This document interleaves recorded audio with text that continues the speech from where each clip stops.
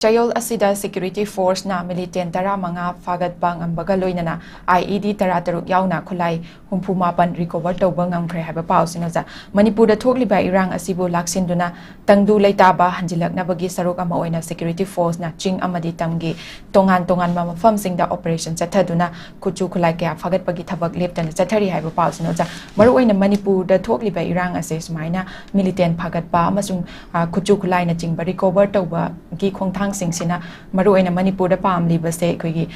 Manipur gi irang ase lotion batang du leitaba oihan badu makne boza aduna kuchuk like phagat bam su militant phagat bagi step asi sina ekoi Manipur da pam liba tangdu leitaba purak pase aduma ngam gadra haibagi wahang dune oza kari wafun thambi tajida ngasai gi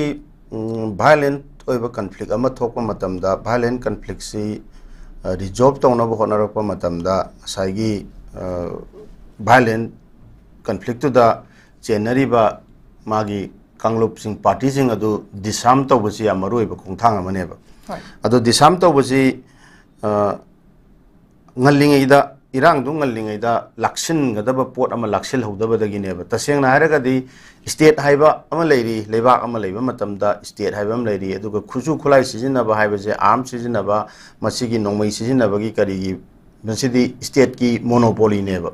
aduna bu koina khulai je public ta paiba targa di license gan pi bagi kari gi pot mayam le aduna irang du hogolakpa matam du da leibak ama lei lengak ama lei haibasi khanghan gi haitara di security force na police na kaina madugi magi state ki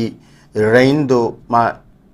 utkadabane ba enforce tawdabane ba adu tawgidre ba koida madu hikom thadok ko dong tawba haigadra kari haigadage dum yengaga leiba haigadra adugumba pot ama yawkhre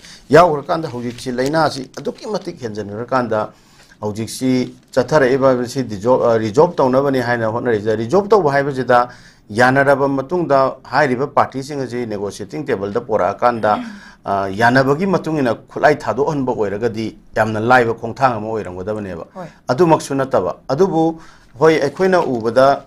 karigumba mapungoina maitai sing side senariba maitai singi mathakta dei ngasai gi arambai tengon gi khulai mayam ama surrender tawgibagi pithok pigi hoi surrender di natti haidana arambai tengon hai khulai du sinagi bani oina sijina ru du haibe pot leire adugi mathang mayam si tawra kanda ekhoida kanadagi phabano di haidok taba kadawai dagi phabano jo haidok taba adugumba akoi chingya tamya dagi operation chathabada khulai mayam ama phagle haibagi thenggang mayam ama lae bauji si ju miyam na hangadabane ba noi phagle di hare hekta khulai du hekta chingya tamya da ta leram brahma asagi kanana pairam khulai no jo uji government ki maike dagi madu disclose to deba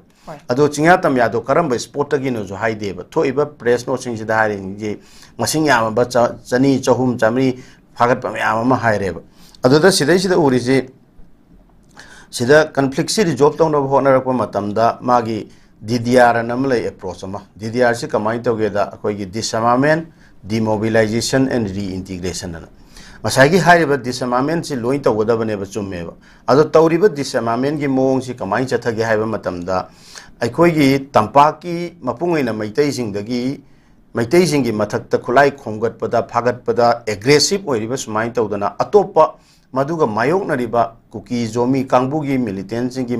mathakta chathaba operation dadi aduk hakna aggressive oideba si neba miyam da leiriba nungaitaba haitare aduna khulai che lokhat ki haitare hujik lokhate di hairoi mamingi wena di yam taweba chingdagi ju hujik haiba kuki zomi kangbu dei ju phagat pa matek marak ta yawi adubu as aggressive as ngasagi tampaki maitai singdagi natraga tampaki lalhoba singdagi khulai phagat pa adumain tawdana ngasagi kuki zomi singji de tawdreba adu itaragadi disarmament gi magi principle nakal ani maktu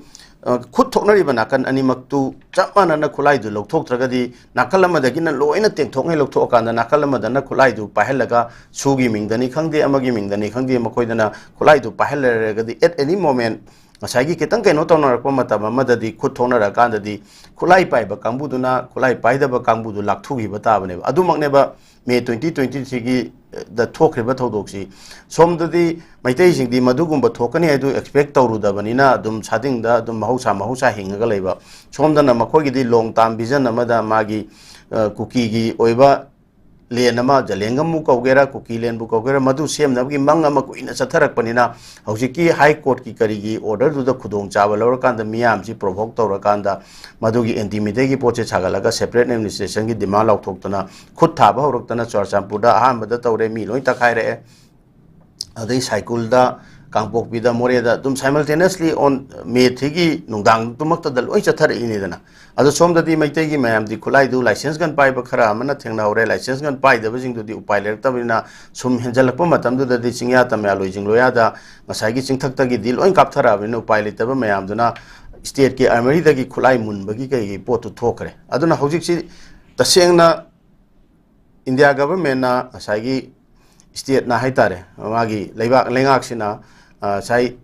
conflict si resolve tawrona ba khut se thokna handana ba makha thana thokna handaba tawge hai taragadi nakal lamni makta chap manana disarmament se tawgadabani aduga demobilize tawraga miyam je ngasai gi moigi khalami ba wakhan mayam ju hongan ba wari watai tawna dana kona dana wari tawdi harakani hujik tawi harakani haibadi adu tawri ba wari gi khutaw khenai aduga disarmament je mapung phana disarmament tawgi pot laite bias hoibagi nakal namadana loina tengna khongotna ba hotna ba aduga nakan namadana madu yongna sangchandaba aduga hairiba mayam si khulai du lokthokpa khaktu dana te khulai du lakholaga matamda khulai pairami ba mayam du kamai tawdana wari watai tawna dana koigi kenoda mayam gi marakta porakadagi haibagi approach ha changi aduna tawriba nature sidanga sai tajidana thamiba potuni adura sagi May 23 dagi thoklaiba Sigi Irang Sikaki Kulai Paba do Natabagi Poto Diam Mayakshang Yauri, Hanadagi Zuhariba, Awang India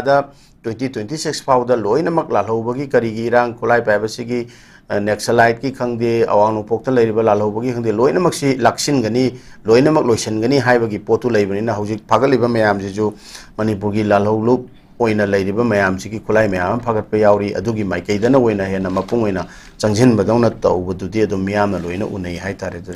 Tagachiri Oza Aduga,